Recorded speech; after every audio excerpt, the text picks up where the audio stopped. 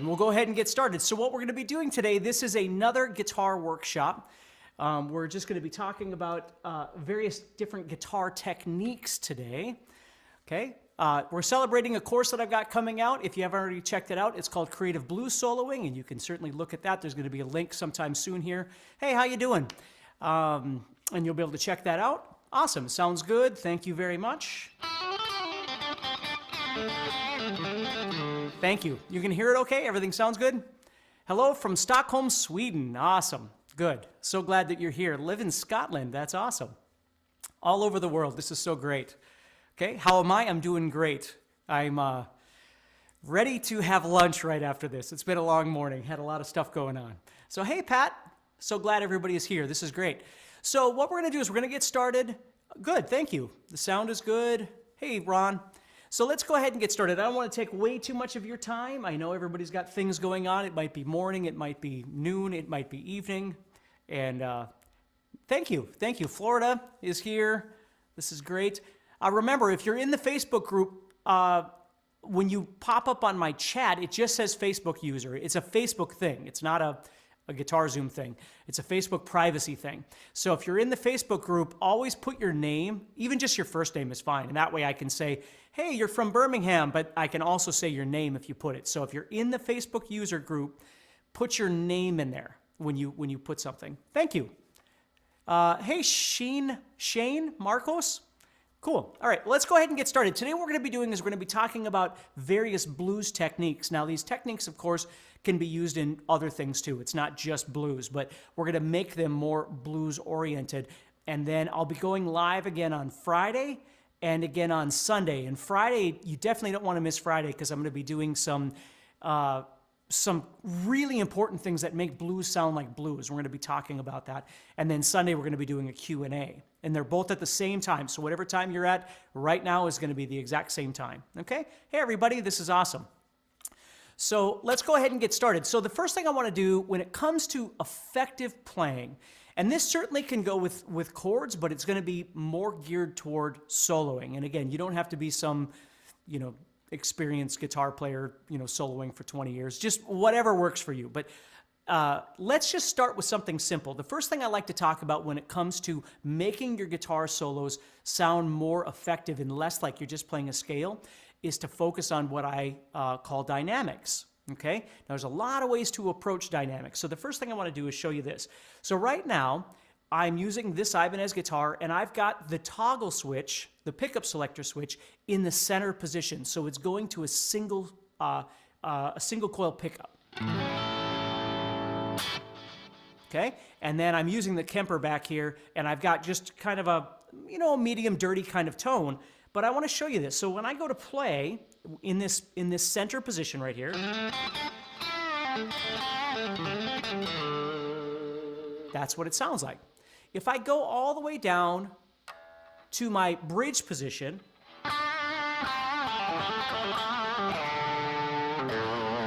you see it sounds quite a bit different. If I go all the way up to my neck position,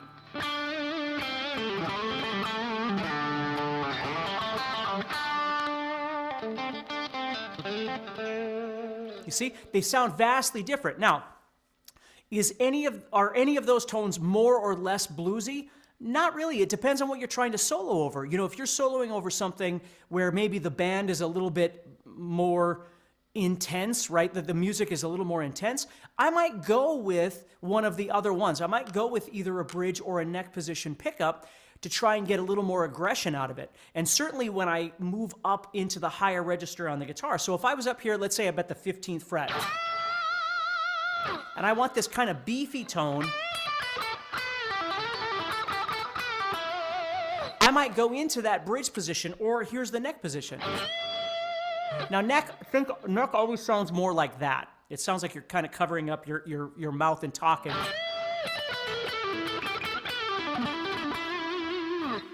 But they all sound very different. Now let me go to that single coil in the center here.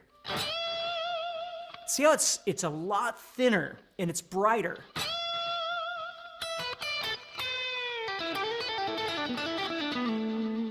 So if I was playing something maybe where my solo was just starting off, and I've always thought of solos as being kind of an up and down or ebb and flow kind of thing where they need to move, right? It's not just high intensity the whole time. And again, it's different in different styles of music or different songs. So I'm just talking, if we are in a scenario where we're playing some blues and it's starting off and we're just kind of getting into it, right? So we come in.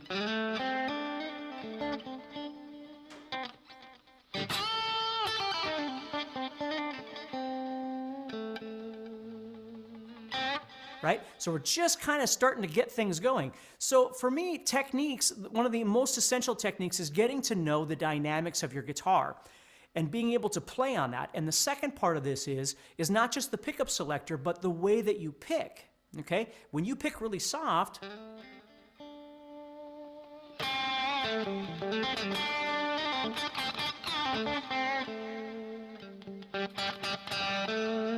okay, you can change the sound of the dynamics, obviously. And these are things that are really important to think about because oftentimes, because of our practice regimen and the way we think about playing guitar, we tend to focus on scales, right, and theory. And I'm not saying that any of that is bad. Obviously, it's all good. But when it comes time to try and start making the music, even if you're playing chords,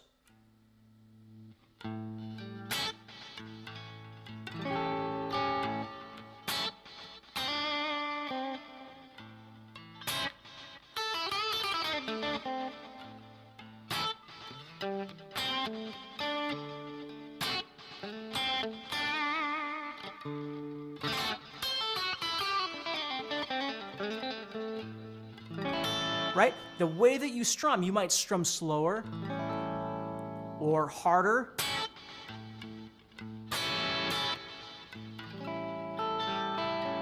Right? Now, there's three things that I always want you to think about when it comes to dynamics. Number one is your pickup selector or your toggle switch. Number two is the intensity at which you're picking, right? You pick softer, you pick louder, that sort of thing. I'm trying to get caught up with some of these. I know you throw a lot of chats out there or comments, and I can't read them all because it just flies by, but I'll do the best I can as I keep going here. Okay? And then, of course, the third thing is the volume, the actual volume, right? If I turn it all the way up and bring it down.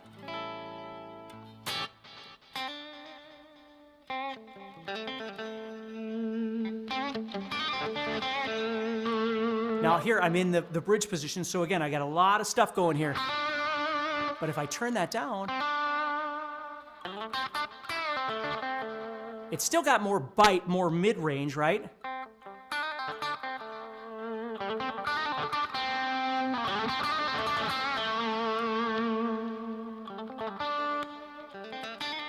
So I want you to become aware of these things because, you know, when you first start playing and you go out and you buy your guitar and, you know, you start messing around, none of this stuff really makes sense of what it all does, right? But the longer you play, you start realizing that those humbuckers, and this guitar has got two humbuckers, right, are more intense. They offer more output for the most part. And because of their position on the guitar, they have more beef, right? Where this center position, which I always love having a guitar with three pickups, and everybody's different, but that's just the way that it works best for me.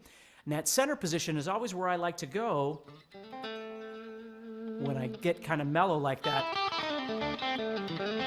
Okay, so that's the first thing is understanding dynamics and all the different ways that you can establish those dynamics. Hello from Sweden, just joined. Thanks from Vancouver, awesome. Hi from Croatia, this is awesome. Steve's live in the studio, yep. The admin is, I'm not sure what that means, but let's see here. California, love your studio, thank you very much. How loud does the Kemper get? Well, that's a powered Kemper. It's and I don't remember how many watts it has. Maybe somebody on there does. I haven't thought about it in a while since I bought it, but I don't remember. I don't remember how many watts it has. 800 watts, 600 watts, something like that. So quite a bit, more than I usually need for sure. Ruhal is from Nepal. That's awesome. Okay, well, let's keep going. So we have quite a few people on the video right now, so let's keep going. So the next thing I want to do is I want to talk to you about some things that I always call human elements, and they're absolutely crucial to making a solo sound like a solo, okay? The first one we're going to talk about is sliding. Now, sliding is absolutely imperative. And for me, sliding was always, when I first started doing this stuff, sliding was either I'm sliding into a phrase or out of a phrase, right? So if I started the phrase, I might slide in, and then I would slide out. So we're going to talk about two different kinds of slides. We're going to talk about airplane slides, and then we're going to talk about directive slides or point slides. Now, an airplane slide is a slide where I always call it an airplane slide, because if you think about it, when an airplane lands, you're not exactly sure where the wheels are going to touch the ground, okay? You're just hoping and praying that they touch the ground. But you're not exactly sure. There's not an exact spot where the wheels touch the ground. It's kind of wherever, okay? And that's like a slide. When I want an airplane slide, I'm not looking at going from 2nd fret to 5th fret or 4th fret to 5th fret. I don't want the listener to hear the first part. I just want them to hear the slide effect. So when I do this, I'm going to turn this on just so you can hear me a little bit better. See that? So I'm not going, that would be a directive slide where I'm purposefully starting or stopping on A and B, whatever those notes are going to be. Where you can hear that first note. An airplane slide isn't like that. An airplane slide is almost like a ghost note. You don't want to hear that first note. You just want to hear the effect or the impact of that slide. Does that make sense? Okay. Let me get caught up here with some of these chats as they go by. Okay. Now, you can do airplane slides going this way, and you can do airplane slides going this way. I've always thought like Steve Vai is a prime example of that kind of sound, where you can slide in from up here somewhere, and it's a little bit, this is more of a natural sound. And then I can do the same thing. I can airplane slide off of the note. And what I want you to notice is what I do is I touch the strings when I'm done. So when I do this, you can see I touch right there. That way you're not hearing anything. I'm not going, you don't hear an end note. It's just off into oblivion. Right there.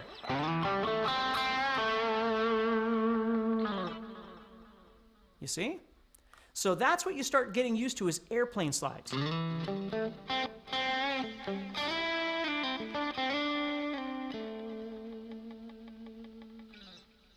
See? You can even hear the actual movement of the elements that make up the guitar as I'm doing that. At least I hope you can. I'm not sure how good the quality is over there, but you see? So you get used to sliding into a phrase or sliding out of a phrase. And then you can slide in, obviously, and out, but you can slide from the top side too. So if you want more of a kind of sound too, that sounds really, really cool.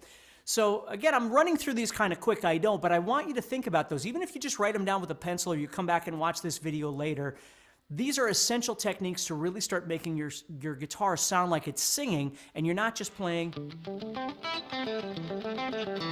Now there's a place for that too, no doubt about it. But if we do that all the time, the problem is that we start losing that human element, okay? So with the directive slides, what I like to do is I like to slide back and forth. So for instance, let's say this is something I saw a guy do many, many years ago when I was a lot younger than I am now. And again, nothing big. It wasn't, but it was life-changing for me, but what he was doing wasn't a big deal. But what he would do is oftentimes he would play a note, and when he'd play that note, right after he'd play whatever note it is, he would slide into that same note.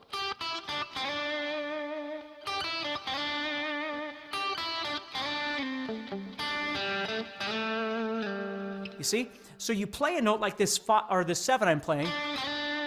I'm just playing an A minor pentatonic right now. Hey Jay, hey Robin. You see, I can slide into that note and reiterate that same note. And it sounds kind of cool. Now, of course, I could just go play the same note twice, but when I slide in, it gives it a different effect. And then notice how I slid back afterward to the 5 that I was on.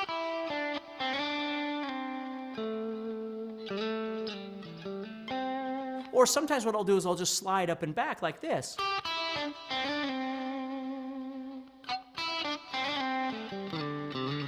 See that? Thank you, Meat Machine 91. Drumma Sue, thank you. Thank you, everybody, for being here. Monty is here. That's awesome. You see? So what I like to do, one of the ones I want you to walk away with, again, you may have done this before, I don't know, but let's say I'm an A minor pentatonic, and we know that because it's blues, and this is more of what we're going to talk about on Friday, I love to add my blue note or blues note into this. So one way I would add this with sliding is I would go, again, I'm in A minor pentatonic, I'd go to the 7th fret of the 3rd string, and I would slide up to the 8th fret and then slide back like this. Now, if I put that in context, if let's say I'm descending my line here. See how it adds that blues element? Just a nice subtle little element of doing that little slide.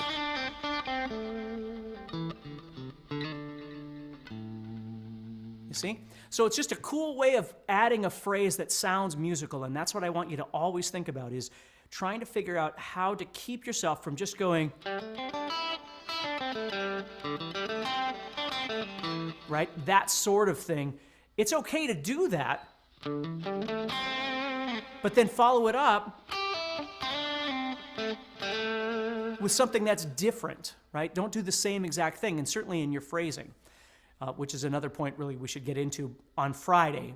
Today is talking about technique, but that's definitely what we'll talk about.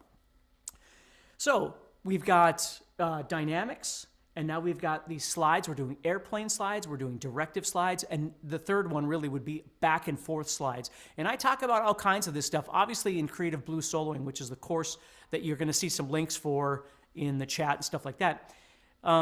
There's all kinds of different licks and things like that. The point of Creative Blues Soloing is to get you to get out of playing things that just sound matter of fact. Learning to play creatively is really, really important, and it doesn't just come from playing a scale back and forth or a technique exercise. You really got to start thinking differently about what you're trying to do with the sounds, okay?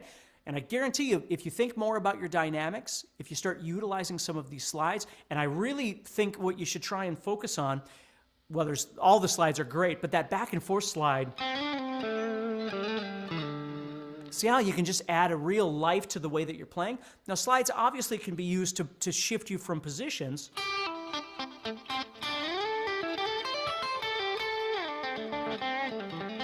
As well, so they're functional that way.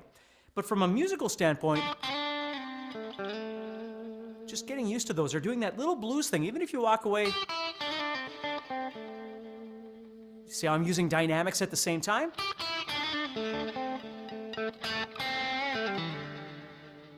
That's what I want you to be thinking about. Okay. So next up, we have, this one's a little bit different, but scraping, okay? You can call these all kinds of, some people call them raking, right? But learning to go, and you'd hear Stevie Ray Vaughan do this a lot. So again, let's say I'm in A minor pentatonic. I'm going to the 7th fret of the 4th string here, which is my root. Okay, and thank you, Aaron. Aaron says, I just got Creative Blues Soloing, and so far it's awesome. Thank you so much. I appreciate that. So I'm just creating this scraping sound by just touching the strings and then just moving into the last note that I'm going to play. Now we can go that direction too, and oftentimes the rake or the scrape will happen with this hand. You see, so I'm touching, so I'm getting that sound until I get to the last note that I'm looking for.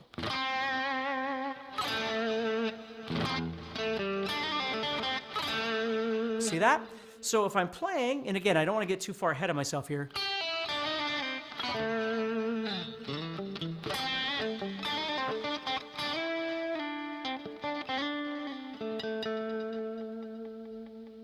You see, you can start using all of that stuff in conjunction with each other. It's just super cool. So raking, you're either, if you're coming from the top side, I'll call this the top side because that's where the thinnest string is. If you're coming from this angle, you're usually raking this direction and you're touching with this hand. When you're raking this direction, you're usually touching with your palm mute part of your hand. Knight Rider says, am I using reverb combined with delay right now? That's correct. I could turn it off like this, and it sounds like this.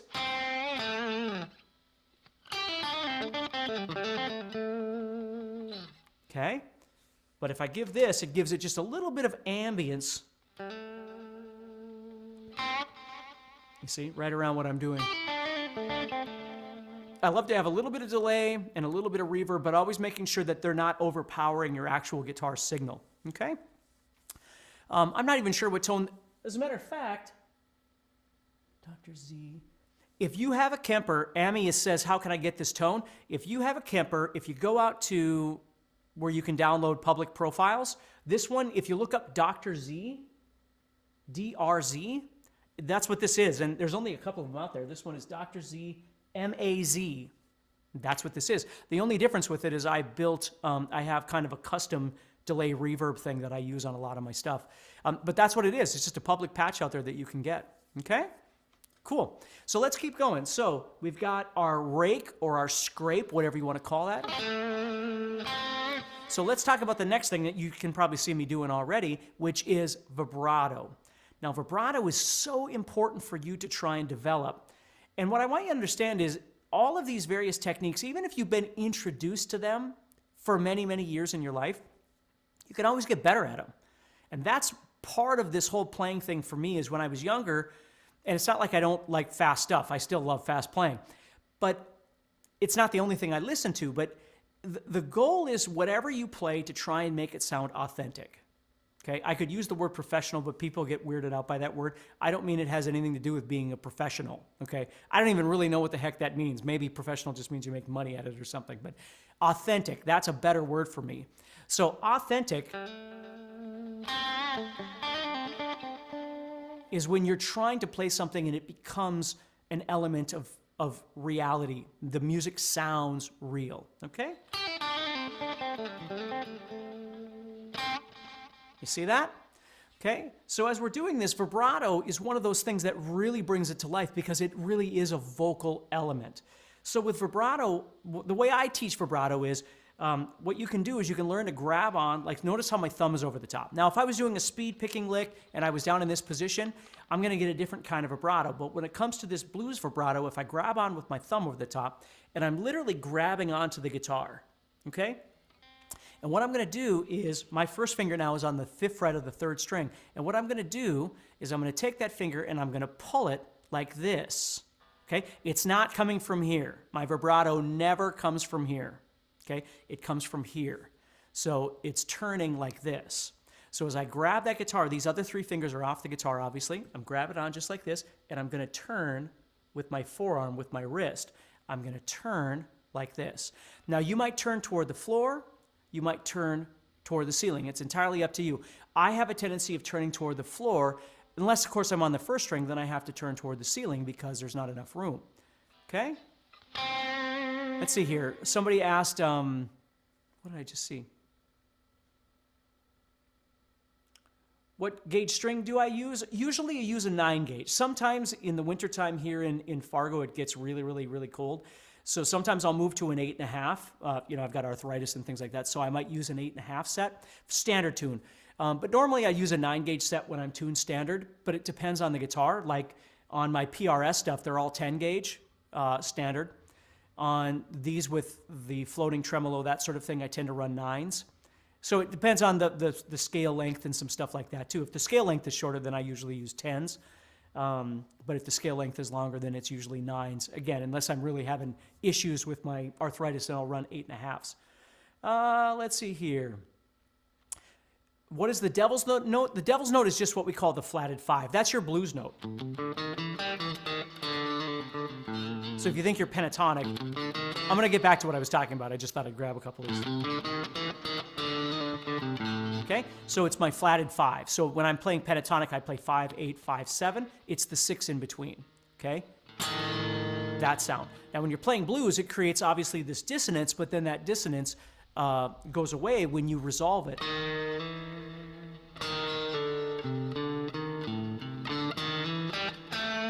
You see? So the blues note is that what we call the devil's interval. It's the flatted 5, the diminished. Okay, that's what that is. All right, so let's keep going here. Let's see here. Looks like we're doing pretty good. Okay, good. All right, so keep going with that vibrato. So now I'm back on here, okay? And what I'm doing is I'm twisting like this. And as I twist, of course, that first finger is going to go downward, which is going to create that vibrato. The thing you want to do with vibrato is think about it being like a voice. If you do this, it just reminds me of like some weird outer space phaser thing or something. It's not, for me, it's not a pleasing sound. Like if you're going,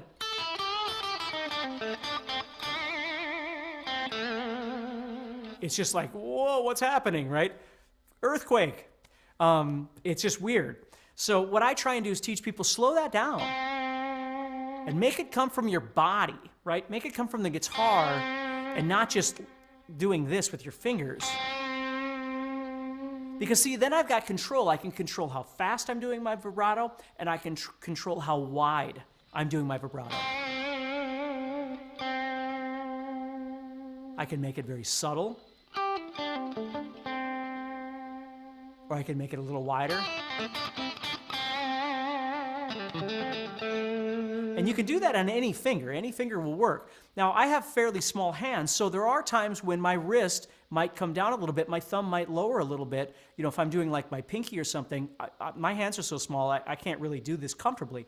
So the thumb might move back a little bit, but even when it moves back, the motion is still coming from my wrist and my forearm, if you can see that, okay?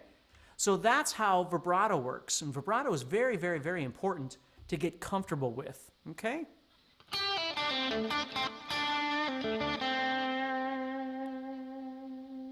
You see? So now you think about it, I'm combining dynamics with sliding, right? With vibrato.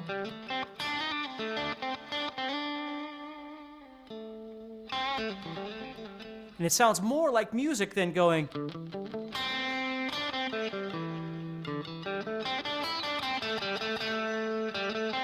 Right? That sort of thing.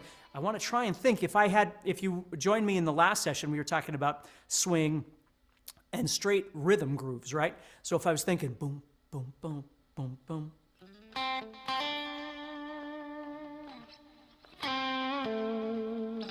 You know, all those kind of things that I can do.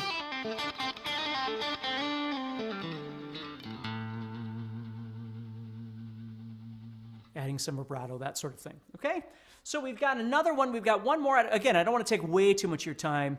The dude says Slash's vibrato is incredible. That's right. So think about some of the players that you like to listen to and the way that they execute, not just learning their songs, which is great, but think about the way that they execute some of the things that they do and start studying some of those things. See what it is and see if you can't bring those things to life in your playing, right? You know, I remember when again, I don't remember the exact day, but I remember when I started thinking about sliding to notes as opposed to just playing it, right? And then I also started going, oh, well, that when I slide to a note like that, that actually puts me in a different position on my guitar.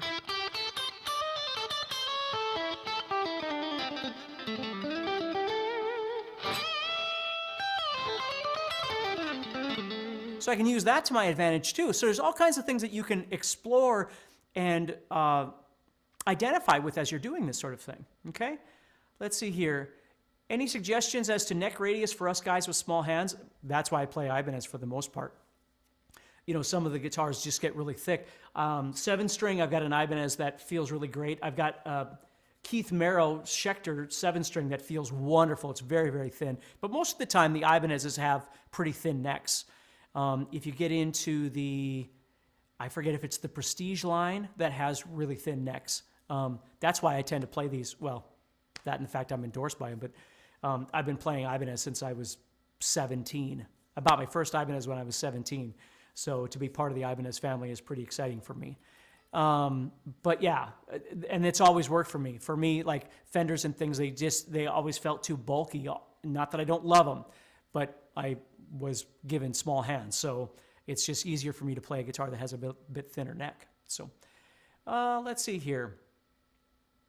George Lynch's vibrato. See, that's an interesting vibrato. George's vibrato, I saw somebody else say B.B. King. They all have unique styles of vibrato. And there are different ways of doing vibrato, but if you start by just learning how to, you think about like the really wide vibrato of someone like Zakk Wylde or something. There's a lot of ways that you can approach vibrato, but remember, put it in context. That's why you want to have control. Because if you're playing really slow, you don't really want to end that phrase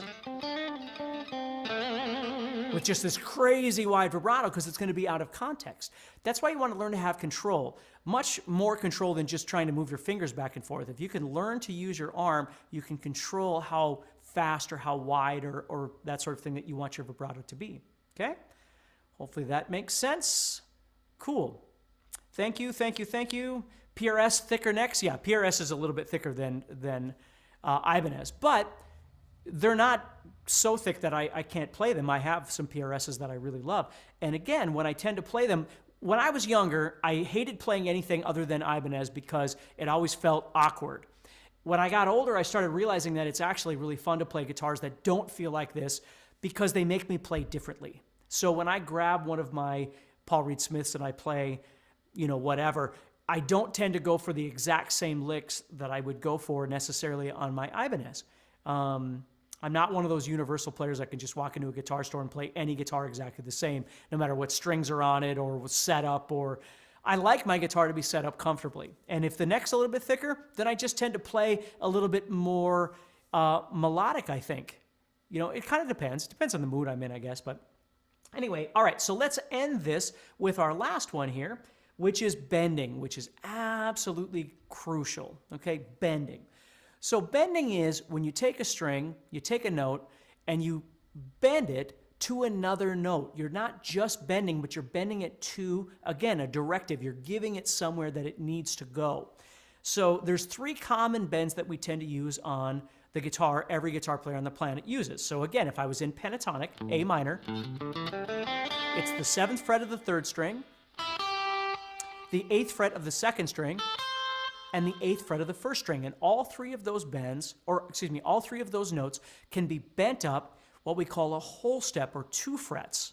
So what you want to do in practicing, let's go to if you got your guitar, let's go to the 7th fret of the 3rd string right there. What I would do is I would place all 3 fingers on that one string to give me more strength. And again, I'm going to do like vibrato, only this time I'm bending toward the ceiling.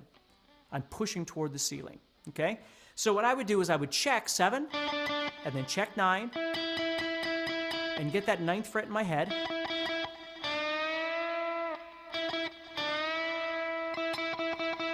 Now you're going to notice they do sound a little bit different. Tonally, they're going to sound a little different.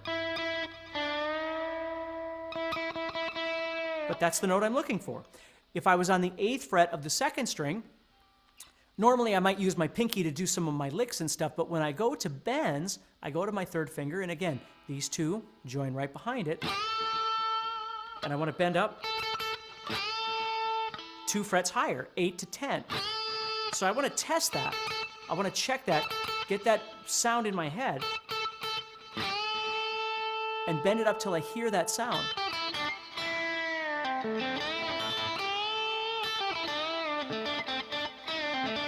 And then the 8th fret, which is harder to bend because even though it's a thinner string, there's more tension on that string, but 8 would bend up to 10.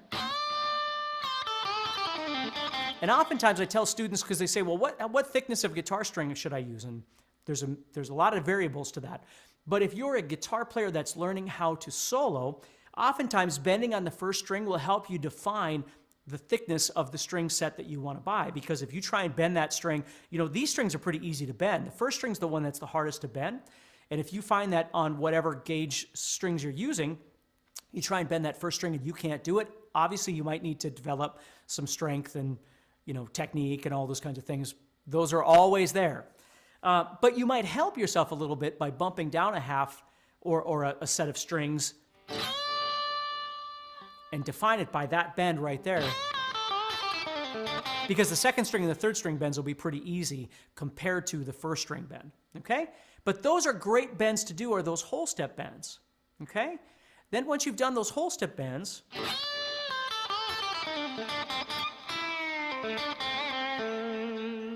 Okay? Then you've got a lot of other bends that you can explore. Since we're talking about blues, a really great bend to explore is what we call the blues bend. Now, the blues bend is a bend that's really, honestly, out of tune, okay?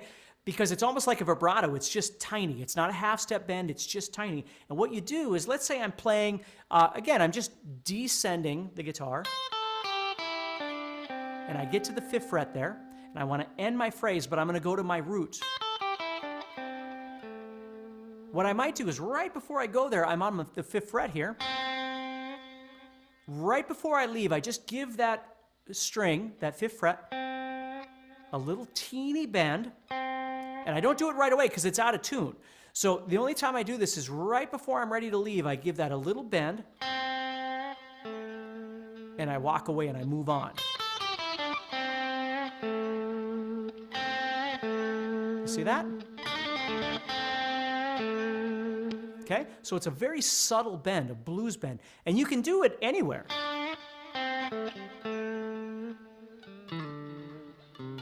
You can do it on any note, just about. I don't know if I do it so much on the root, but you know, where I probably do a vibrato or something. But again, it's all about exploration, but just about any note can be, see? You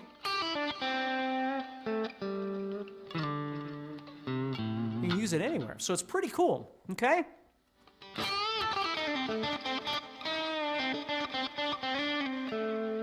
Okay? There's lots of different kinds of bends you can do. For instance, if I was to take one of these bends and pre-bend it, okay? We can call it a pre-bend or a ghost bend, oftentimes people will call it. Or just a reverse bend where I'm bending it up so where you can't hear it, and then I pick it and you hear that come down afterwards. So it's, you know, if somebody wasn't watching you, they'd hear the note and just think you're playing the note. And then it can descend after that. Okay? All this stuff is covered in the creative soloing course, okay? The creating blues soloing. So make sure you check that out if you're interested, okay? You see that? And I can take that and I can repeat it and get those kind of sounds, or the... There's so many cool things you can do in context of bending, okay? So what we've got so far is dynamics, which is really important. We talked about sliding. We talked about scraping or raking, okay? And now we've talked about vibrato, and we've talked about bends, okay? And all of these techniques are things that you want to explore. So when you're practicing at home, remember, sometimes you're practicing speed, rudimentary elements, scale positions, whatever it might be, playing up and down with a metronome, you know, that sort of thing. Very, very important, no doubt about it. But then sometimes what you do is you turn off your metronome and you just start trying to explore how you can get the guitar to sing, okay, in different formats. And if you decide there's a different technique that works better for you or a different execution that works better in the way that you like to play, that's okay. The goal is finding your way of doing it. But understand there are multiple different ways of approaching these. The trick is figuring out what works best for you when you go to play.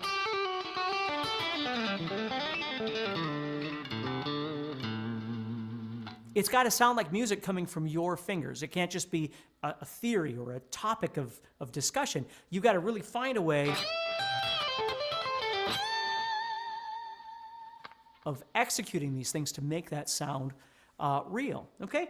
So hopefully that helps you. Remember, Friday I'll be going live again at the same time, so hopefully you'll be able to join me. Please spread the word, let people know.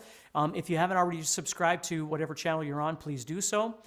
And check out Creative Blues Soloing, please. See if it's something that you're interested in. And use these things. Take some notes, take some time. Maybe you're at work right now or something like that. When you get home, or if you're going to bed when you wake up, take some time and explore these things. Write them down and come back and watch this later and see what you can do with it, okay?